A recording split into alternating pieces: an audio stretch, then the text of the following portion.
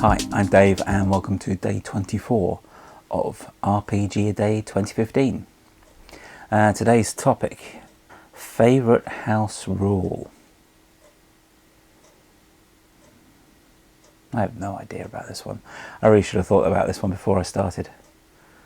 Thankfully, I got some help.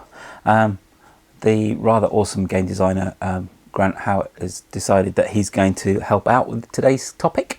You probably know of his work from hundreds of really cool indie games that have completely revolutionised the way that you think about tabletop RPGing. Most recently, he's been helping out with the Paranoia RPG for its new relaunch. So over to you, Grant. Hello there, my name is Grant Howitt and I've been asked to talk about my favourite house rule. If you're wondering who I am, I'm a game designer and I've designed games such as Goblin Quest, which we kickstarted recently, and I also worked on the new edition of Paranoia. Now my favourite house rule is something called Raising the Stakes. It was a document written in 2007 by a man called Ryan Staunton, and I really recommend you have a look at it. There are 3 main rules in it. I'll talk about the most interesting one last. So the first one is it was a pre-existing rule which Ryan drew inspiration from, called the players roll all the dice. So for example, rather than monsters rolling to hit, players roll to defend. And we can see that this has been implemented in Numenera and The Strange, the system which runs both of those games.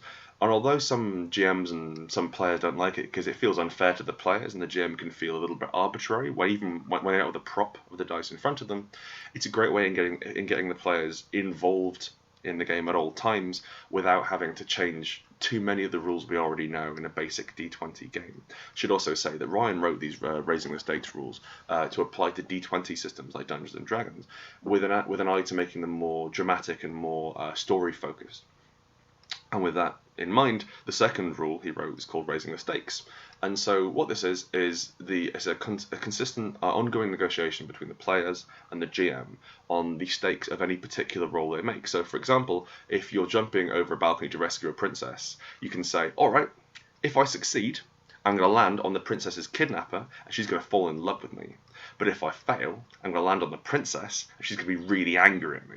And the GM can be like, yeah, you know what, that sounds like an interesting story, let's go for it. Or you can be like, I want to push this gnoll back into a burning brazier. So I'll do my normal damage and inflict 2d6. But I guess if I miss, then I'll be caught flat-footed for the next round. And the GM can be like, that isn't enough. I'm going to need you to take some damage or something. So you can up the stakes of you losing. It's a consistent negotiation. But what that does is it makes players invested. Investment is really important for lazy GMs, because if your players are invested, they start creating content. That if players have created their own content, they like it more than any content you've created, which means you can just sit back and do nothing. Which leads us to the third rule, which is called Conviction and the Death Flag. Now, Conviction is a basic action point system. It lets you roll 2 dice and pick the highest, re-roll an important check, make an additional move action, or make an additional standard action. These all cost different amounts of conviction. You get 3 every time you wake up, a bit like spellcasters regaining their spells.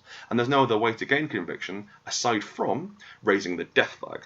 Now, until you raise that death flag, you can't be killed in combat. If you run out of hit points, you are treated as you were unconscious, as though you were unconscious with a single hit point. So you can still be captured, tied up,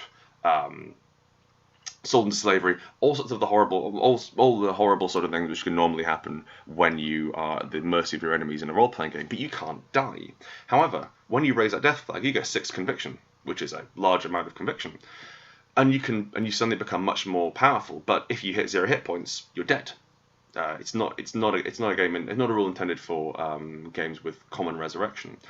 And so what this does is mean that if a player character dies, it's because the player themselves said, this is important to me, I want to succeed, I'm willing to put my life on the line. So it reduces that sensation of arbitrary death, and crucially, it makes players invested and involved.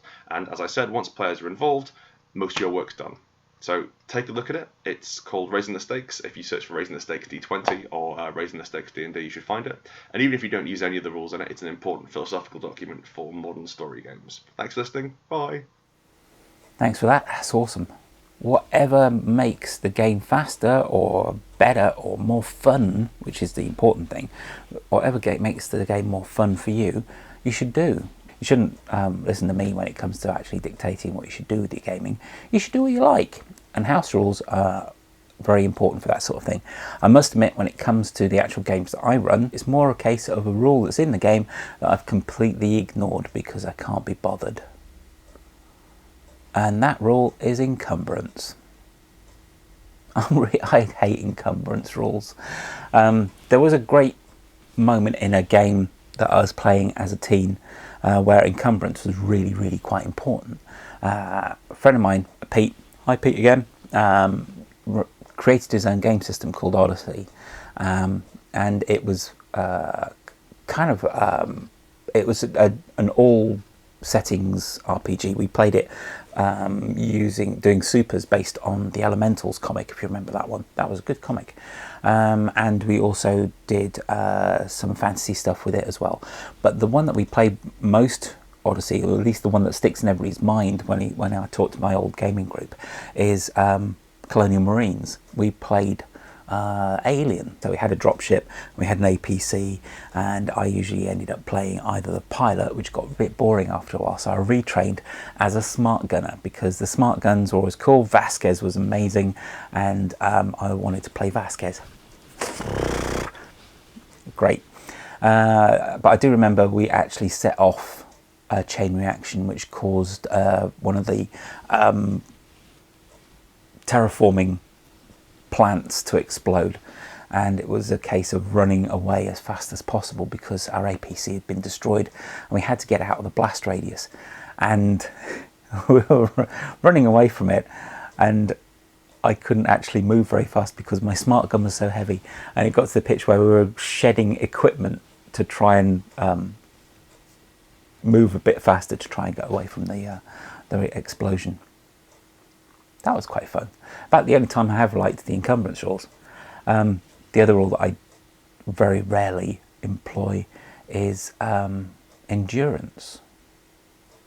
There's not very much, well, I say that. It's only when you get really, really into the nitty-gritty and the details of combat and things like that that the endurance rules come into it. I know there's a lot of it in proper Unisystem, people getting worn out from combat and things like that, but I just can't be bothered. What's the point of having a bit of a fight and then sitting around and getting exhausted for a bit? That doesn't really happen in the action movie version of the game in my head because I like it all to be a bit more cinematic and, hey, I can take this, I can fight 80 people with a sword while wearing full plate armour and not be tired at the end of it. I know it's ridiculous, but I like it to be fast and fun. That sounded rude, didn't it? I'm sorry. Okay, so I'd be interested to hear what your favourite house rules are. I think it's going to be something a little bit out of the ordinary for me, so I'll be quite interested to hear what you actually have to say.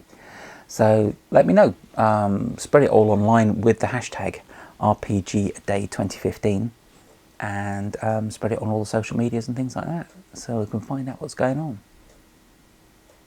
Now there's about just over a week left of RPGaDAY, so you can still download the image, which we'll put on this side here, designed by Will Brooks, and so you can see what the remaining questions are, and don't forget to join in. It'd be great. Okay, until tomorrow and the next question, stay multi-classy.